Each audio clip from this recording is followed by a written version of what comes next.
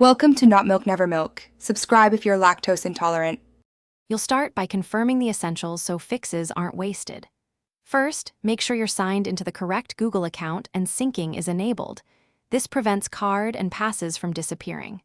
Once done, update Google Wallet and Google Play services through the Play Store because many failures come from out-of-date services. Next, verify your phone has a stable internet connection, current OS updates, and at least a little free storage, so installations and data sync can complete smoothly. Now you'll handle the trickier actions that actually resolve most errors. First, clear Wallet's cache, and if problems persist, clear app storage. Just know that removing storage may require re-adding cards. If a card fails, remove it and re-enter details, then complete any bank verification prompts. Sometimes banks block new devices.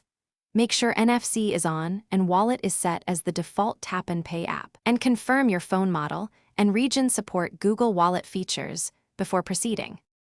Finish by validating everything with a small contactless purchase or transit tap to confirm payments succeed.